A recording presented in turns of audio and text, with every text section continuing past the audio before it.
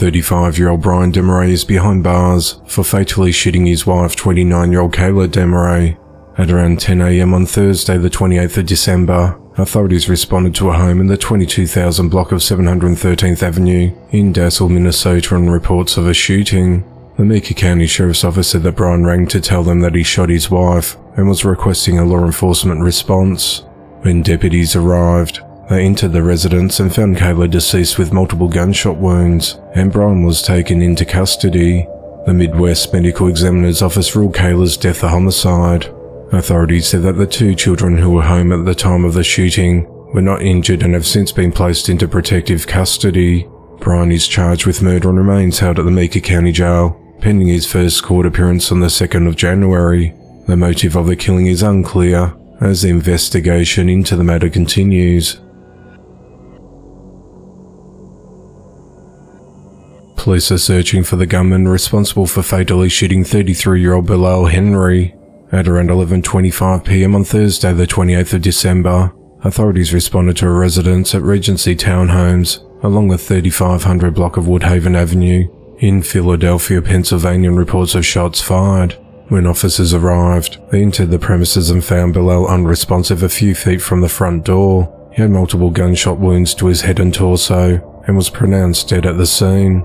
Authorities found several bullet casings both inside and outside the home. Philadelphia Police Chief Inspector Scott Small indicated that at least 13 shots were fired from a semi-automatic weapon or weapons. He said the family stated that they heard loud knocking at the front door, and when Bilal opened the door to see who it was, they heard multiple gunshots. Clearly the shooters were firing from outside, and then entered and fired multiple shots, hitting the victim in the head and torso, he added. Bilal's wife Sonia and the two boys were upstairs at the home at the time of the shooting. None of the children nor Sonia were injured in the attack. Witnesses told police they saw two men in dark-coloured clothing fleeing the scene on foot and possibly getting into a white vehicle after the shooting. The attackers are not reported to have stolen anything from the house. Police are reviewing surveillance footage from neighbouring homes in the area to help identify the suspects. The motive of the killing is unclear, as the investigation into the matter continues. 3 people are behind bars for abducting an 11-year-old girl. On Saturday, the 30th of December, authorities issued a silver alert for the kidnapping of Natalia Connett, who was last seen at 3:28 p.m. that day in Zanesville, Indiana, near Stony Creek Estate Mobile Home Park. Wells County Sheriff Scott Holliday said that during the time of her disappearance, there was a white Dodge Caravan with no license plate information and 1 or 2 men in the area. At around 1 p.m. on Sunday, the 31st of December, the Iowa County Sheriff's Office in Wisconsin received a tip about the vehicle that had been involved in the abduction in Indiana had stopped at the Quick Trip convenience store in Barnveld, Wisconsin. While making their way to the store, officers were informed that the vehicle had left and was traveling in the township of Dodgeville on US Highway 151. Dodgeville police officers were dispatched to assist the Iowa County Sheriff's Office deputies who located the vehicle traveling south on US Highway 151, where they initiated a traffic stop on the vehicle at around 1:30 p.m. Police said they found Natalia inside the car and safely removed her, and took 3 kidnappers into custody. 27-year-old Zachary Delosier of Edgemont, South Dakota, 23-year-old Sarah Gordino of Rapid City, South Dakota, and 24-year-old Ozias Rivers of Rapid City, South Dakota were booked into their Iowa County Jail. All 3 have warrants for kidnapping of a minor out of Wells County and will be extradited back to Indiana. Officials have not said why the trio took Natalia or where they were headed. The investigation into the matter continues. 23-year-old Connor Crumrine is behind bars for fatally stabbing his mother. At around 7:19 a.m. on Tuesday, the 26th of December, deputies responded to 174 Chelsea Court in Port Charlotte, Florida on reports of domestic violence inside the home. Authorities said that Connor stabbed his mother Jennifer Crumrine and that 2 of Connor's sisters were also in the home, struggling to grab a knife from him, and called 911. Connor also stabbed one of his sisters while she wrestled to get the knife away from him. She was stabbed in the back and had multiple minor cuts to her hands and arms during the struggle. When deputies arrived at the scene, they found Jennifer in a critical condition with multiple stab wounds to her neck. Paramedics treated Jennifer and transported her to a local hospital where she later died. Deputies found Connor on top of his sister in the bedroom with the knife still in his hand. He was given commands to drop the knife, which he ignored, resulting in him being tased. He was forcefully removed from the bedroom and detained at the scene. There was blood on the inside of the home and on Connor's clothing. Authorities said that the family had plans to go on a cruise that day, but Connor had been making statements to the family the night before about heaven and hell and trying to teach them how to get into a fetal position. Connor was also making finger gun gestures. The family locked their bedroom doors the night before out of fear. When they woke up in the morning, Jennifer told her daughter that she would not be going on the cruise. She said she was going to get Connor help at the Charlotte Behavioral Health Center. Authorities said that Jennifer told Connor of her intent to take him for treatment, and he started procrastinating getting ready. While Connor's other sister was on the phone, she heard her mother scream, "He's stabbing me! He's stabbing me!" Connor's charged with 3 counts of aggravated battery with a deadly weapon and resisting an officer without violence. He's held at the Charlotte County Jail on a $710,000 bond. He's ordered to have no contact with his sisters and have no firearms or weapons in his possession. The investigation into the matter continues. Police are investigating after a 25-year-old man was found fatally shot inside a home. At 8:23 p.m. on Saturday the 30th of December, authorities responded to a residence in the 2200 block of Arlington Avenue, near Fernleaf Street in Pittsburgh, Pennsylvania, and reports of shots fired. When officers arrived, they found an unresponsive man laying on the main floor of the house with multiple gunshot wounds. He was pronounced dead at the scene. The Allegheny County Medical Examiner's Office identified the victim as 25-year-old Grant Gibault of Pittsburgh. No suspects have been identified, and the motive of the killing is unclear, as investigation into the matter continues. A church pastor has been arrested for attacking a McDonald's worker and trying to stick his head into a deep fryer. On Thursday the 28th of December, the pastor's wife, 44-year-old Latoya Gladney, was working at the fast food outlet at 2738 South Main Street in High Point, North Carolina as a manager in training when other employees started disrespecting her. As a result, Latoya called her husband, 57-year-old Dwayne Waden, to help with the situation. Witnesses told police that when Dwayne arrived, he walked into the McDonald's, then went around the counter and placed his hands around the victim's neck, identified as 34-year-old Theodore Garlington. After grabbing Theodore's neck, Dwayne then pushed his head toward one of the deep fryers. Dwayne punched Theodore in the face several times and did not stop striking him until other employees managed to pull Dwayne off the victim. Theodore suffered a large contusion to the forehead and right eye, as well as scratches on his neck. Medics responded to the scene, though Theodore chose to let his family transport him to the hospital. Officers viewed surveillance footage of the incident and arrested Dwayne for assault. He was taken to the High Point Police Headquarters where he was released on a $1,000 bond. According to Dwayne's Facebook page, he works as a semi-truck driver and is a pastor at Elevated Life International Ministries in nearby Thomasville. McDonald's confirmed that Latoya was no longer working with the organization, adding that the safety and security of our employees and customers is our top priority. Latoya and Dwayne married a month prior to the McDonald's incident. The investigation into the matter continues. A 39-year-old woman's been charged with murder after fatally running over a 60-year-old woman with her car. At 2:27 p.m. on Friday the 8th of December, authorities responded to the 1100 block of Broadway Avenue in San Pablo, California, on reports of a collision involving a vehicle and a pedestrian. When officers arrived, they learnt that a 60-year-old woman had been struck by a vehicle driven by 39-year-old Danae Blakely of Richmond, California. Medics transported the 60-year-old victim to a local hospital with severe injuries. Authorities claimed that Danae deliberately drove into the victim after the two got into a verbal altercation. Investigators said that Danae is believed to have recognized the victim as someone who had previously stolen a package from a residence, and Danae confronted the victim as she walked along the 1100 block of Broadway Avenue. The altercation escalated and resulted in the subsequent collision. Evidence was collected at the scene, and investigators determined that the collision was an intentional act of assault. Danae was arrested on scene without incident and was booked into the Contra Costa County Jail on charges of attempted murder and assault with a deadly weapon. On the 23rd of December, the victim succumbed to her injuries and Danae's attempted murder charge was upgraded to murder. Danae remains held at the Contra Costa County Jail on a $1 million bond. The investigation into the matter continues. 3 people are behind bars in connection to the fatal shooting of an off-duty police officer. Authorities said that around 4 p.m. on Saturday the 30th of December, Sergeant Philip Dale Nix witnessed 3 suspects attempting to steal 10 cases of beer at the Sheetz gas station at 3202 Sandy Ridge Road in Colfax, North Carolina. The suspects were intending to later sell the beer to purchase narcotics. When Sergeant Nix approached the suspects, he was fatally shot. Another off-duty officer and a Guilford County paramedic were on scene when Sergeant Nix was shot and immediately rendered aid as the suspects fled. Sergeant Nix was transported to a local hospital where he was pronounced dead. The suspects were seen leaving the area in a black Chevrolet Equinox along Interstate 40 West towards Winston-Salem.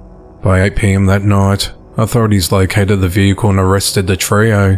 18-year-old Jameer Foster, 18-year-old Zakira Blackwell, and 28-year-old John Morrison were all charged in connection to Sergeant Nix's murder and are all held at the Guilford County Jail.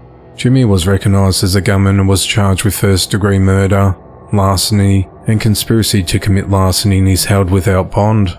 A warrant indicates that Jameer was trying to steal $232.90 in beer from the store, but ultimately made off with several Modelo beer cases valued at $83.45. Zakira was charged with accessory after the fact of first-degree murder and is held on a $500,000 bond. John was charged with accessory after the fact of first-degree murder, larceny, and conspiracy to commit larceny, has been held without bond. Further charges are possible, police said. Sergeant Nix had served 23 years with the Greensboro Police Department. The investigation into the matter continues. A 10-year-old boy and his father were arrested after the boy fatally shot another boy his age using a stolen gun. At just after 4:30 p.m. on Saturday the 30th of December, authorities responded to a call of a shooting in the 4700 block of Greenhome Drive in Sacramento, California. Initial reports from witnesses stated that the victim was 13 to 14 years old and that he had been shot. When deputies arrived, they located an unresponsive juvenile in the middle of the parking lot bleeding from his head and neck. Deputies immediately began life-saving measures on the victim until Sacramento Metro Fire Department personnel arrived on scene. The victim was transported to a local hospital where he was later pronounced dead. It was later confirmed that the victim was identified as Keith Frierson, who was only 10 years old. Witnesses told deputies that the suspect ran into a nearby apartment, so officials went to the residence and detained 53-year-old R. Keith Davis and 2 juveniles. Homicide detectives and crime scene investigators responded to the scene, interviewed witnesses and gathered evidence. Based on their investigation, they learnt that one of the juveniles detained, a 10-year-old boy, went to his father's vehicle to get him cigarettes. He then took a gun from inside the vehicle and bragged that his father had a gun. He then shot the victim once and ran into a nearby apartment. Detectives located a firearm in a nearby trash can, where Keith, the boy's father, is believed to have tried to dispose of it. Detectives confirmed that Keith was prohibited from owning or possessing a firearm. The recovered firearm was also reported stolen in 2017. The juvenile suspect was arrested and transported to the Sacramento County Youth Detention Facility, where he is charged with murder. Keith was arrested and transported to the Sacramento County Main Jail, where he was charged with several felony firearm charges, child endangerment, and accessory after the fact. Keith's been held on a $500,000 bond and is scheduled to appear in court on the 3rd of January. Keith's mother, Brittany Frierson, said that her son and the suspect were playing outside on their bikes when the shooting occurred. She said that the suspect lost a bike race and then shot her son. She added that her son considered the shooter a friend. The investigation into the matter continues. 44-year-old Kenneth Brown is behind bars for fatally shooting his ex-girlfriend, 34-year-old Maria Roque, in front of her 2 children. The shooting occurred at 6:23 a.m. on Wednesday the 13th of December, in front of Maria's home in the 500 block of North Long Avenue in Chicago, Illinois. Maria was putting her 8-year-old daughter into a rental car when Kenneth approached her. As Maria tried to get away, Kenneth shot her multiple times in the shoulder, chest and thumb before fleeing the scene. Maria struggled to breathe and became unresponsive. Her 14-year-old son attempted CPR on her and she was taken to the Stroger Hospital, where she was pronounced dead at 6:53 a.m. Maria had been granted an emergency order of protection against Kenneth on the 7th of November.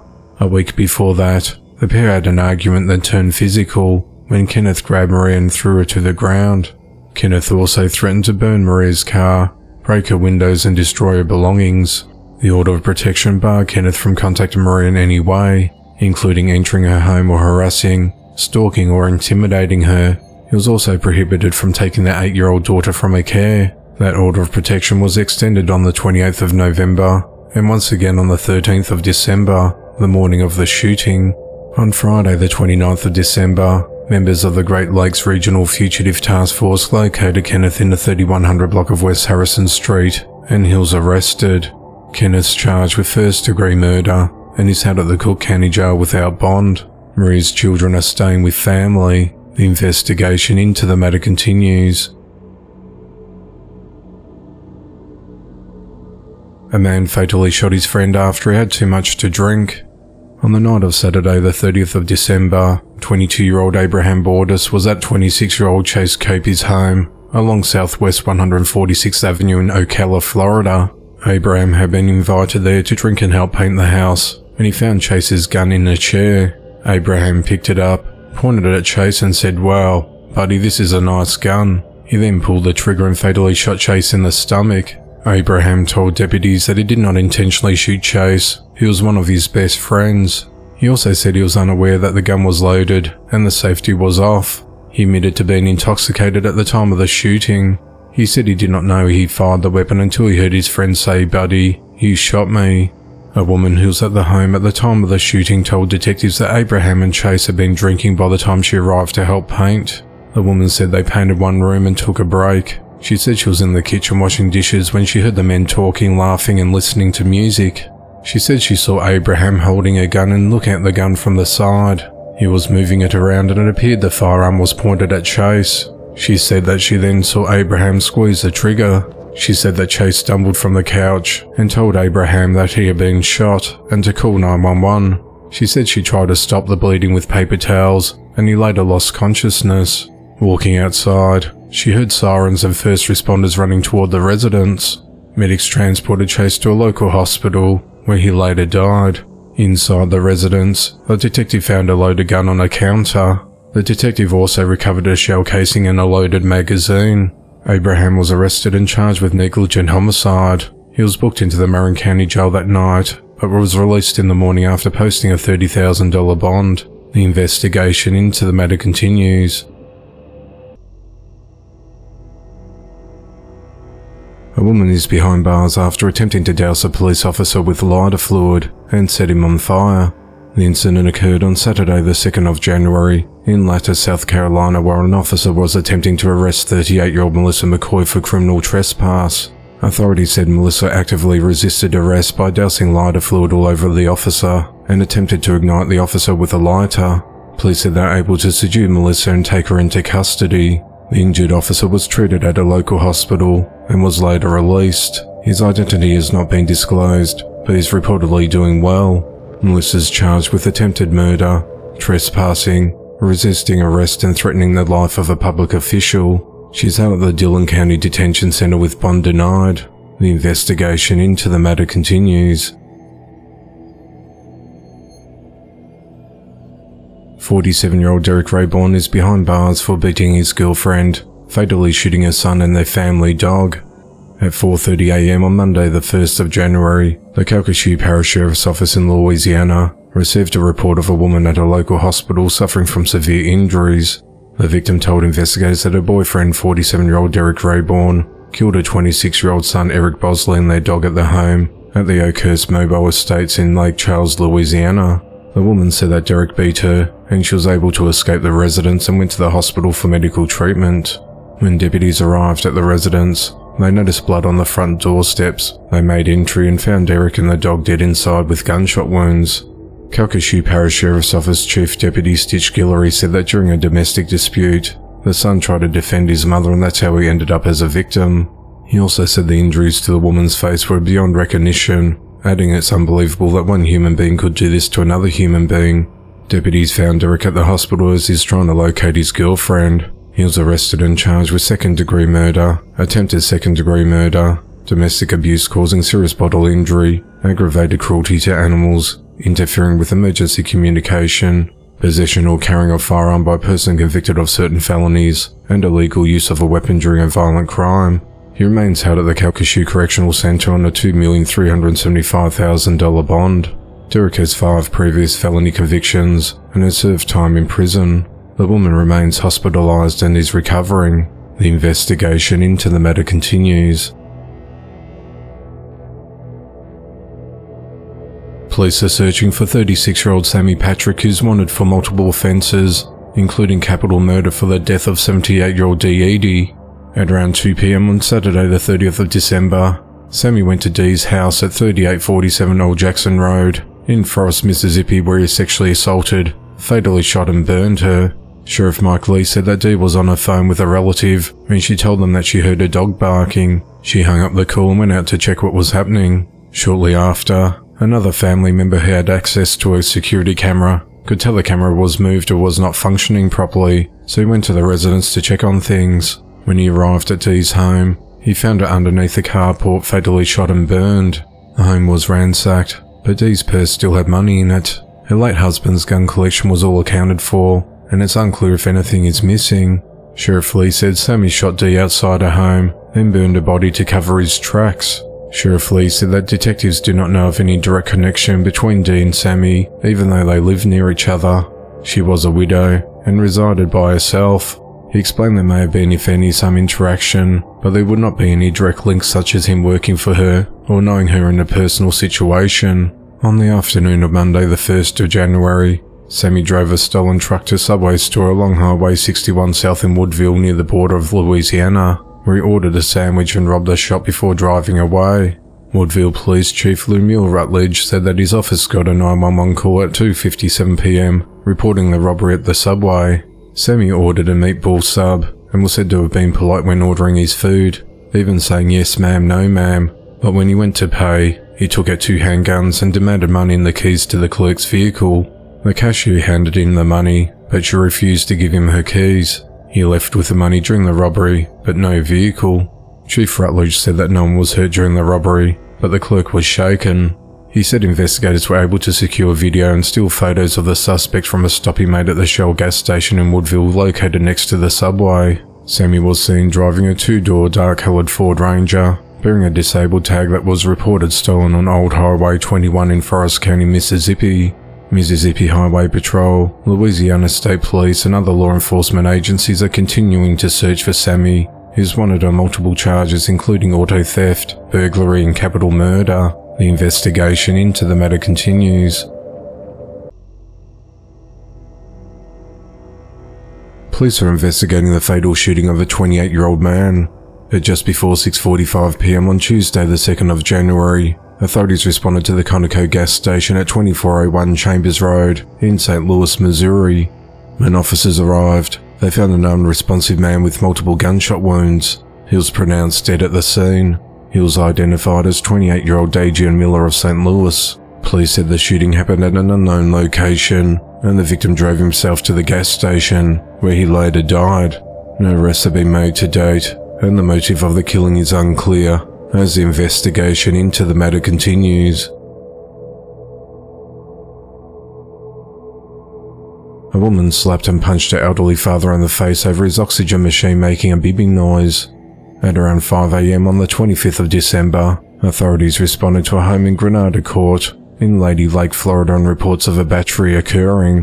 When officers arrived at the property, they were met by 49-year-old Christina Granados at the end of the driveway. She told police that she and her 73-year-old father got into an argument over his oxygen machine, and due to the way her father was speaking to her, and admitted to slapping him in the face. Officers went inside the residence and spoke with the father, who confirmed the argument about the oxygen machine making a beeping sound. He said that he and his daughter argued, and then she punched him in the left side of his head. Authorities said that the father and daughter have been living together for the past 3 years. Christina was arrested and charged with domestic battery on a person 65 years of age or older. She was booked into the Lake County Jail and was released the next day after posting the $1,000 bond. She's been ordered to have no contact with her father. The investigation into the matter continues. 31-year-old Trisha Lynn Lempier is behind bars on multiple charges in connection to the death of a newborn baby. The investigation began on the 5th of December, when Westland police in Michigan responded to a hospital and report of an infant death. Police did not believe the death was an accident. Investigators said that Tricia had given birth 1 week prior to home in Bannister Court in Westland, Michigan, did nothing else, and the infant died inside the residence. Authorities said that no medical attention had been requested. Neighbours were shocked to learn about the incident and said other children live at the home with the woman. One neighbour claimed to have heard cries from the home, but those cries stopped. On Wednesday, the 3rd of January, Tricia was arrested and booked into the Wayne County Jail on charges of felony murder, first-degree child abuse, and concealing the death of an infant child. She's held without bond. The investigation into the matter continues.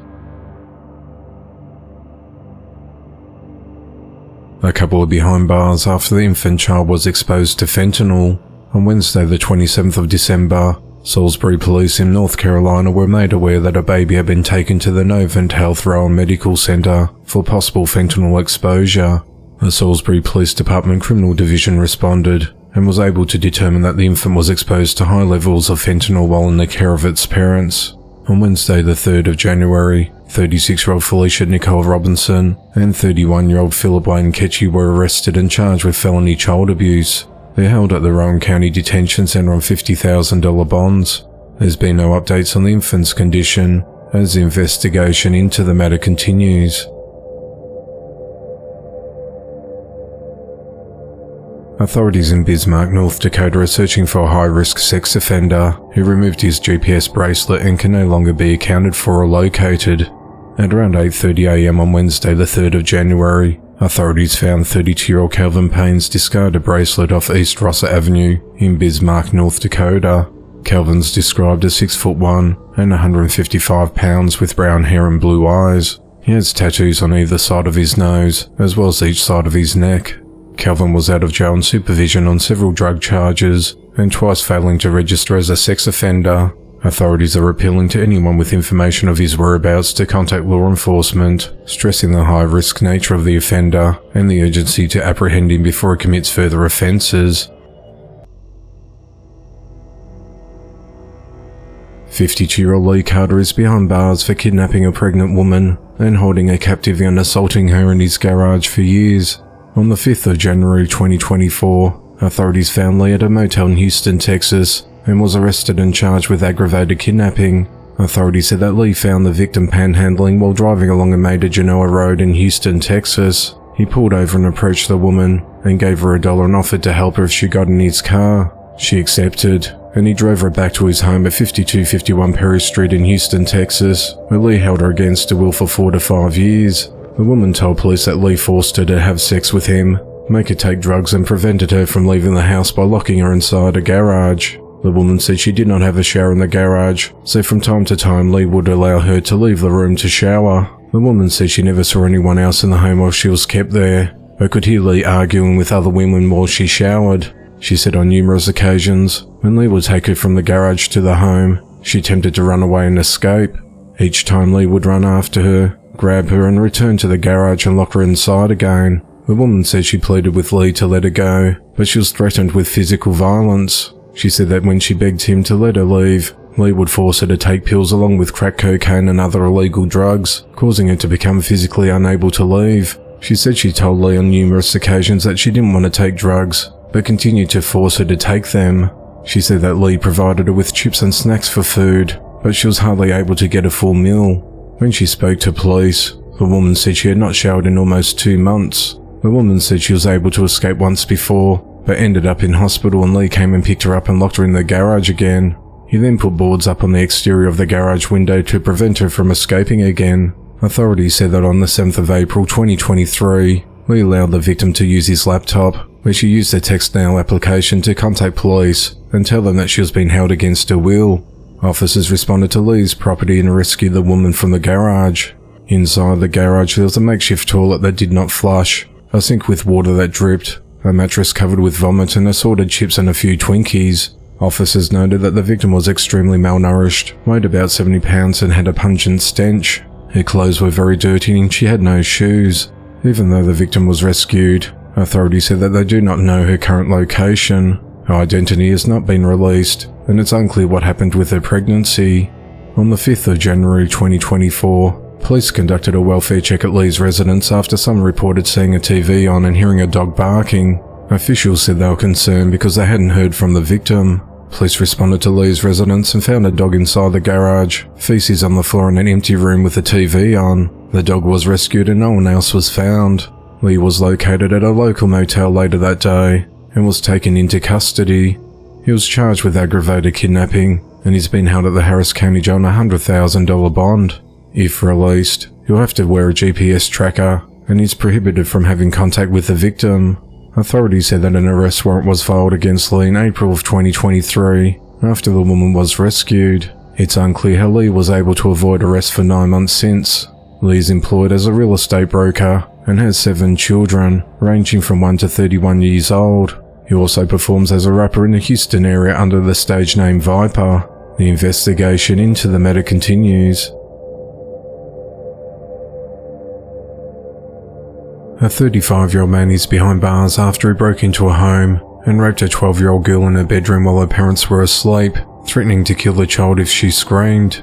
At 7:46 a.m. on the 2nd of December, authorities responded to a residence in the Blair Hills neighborhood of Culver City, California, on reports of a sexual assault.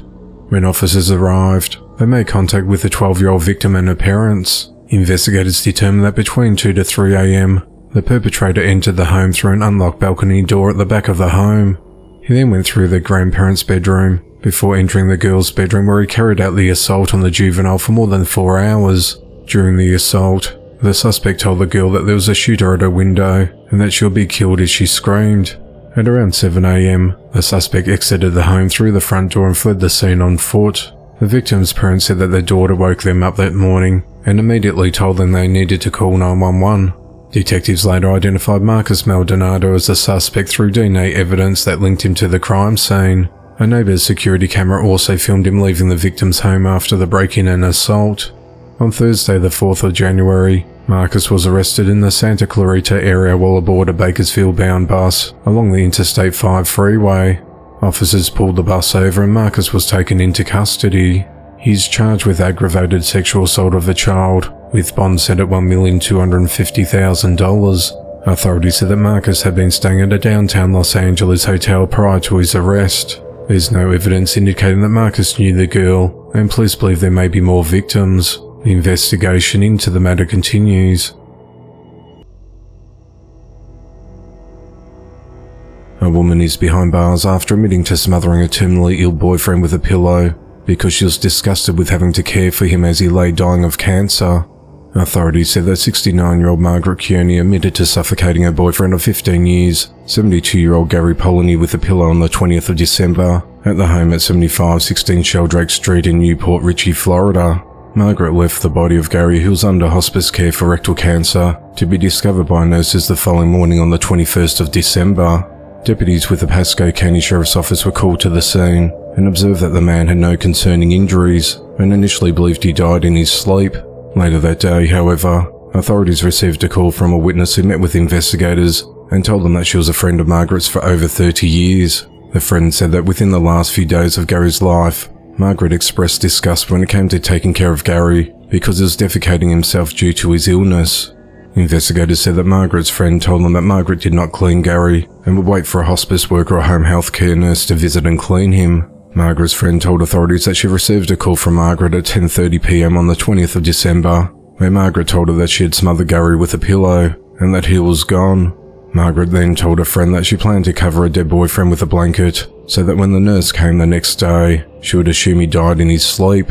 During a controlled phone call between Margaret and her friend the following day, Margaret was quoted as saying she felt better about the situation and confirmed using the pillow to smother her boyfriend. When interviewed by detectives, Margaret confessed to killing her boyfriend by pressing a pillow into his face for 5 minutes after he called her into the bedroom complaining of pain.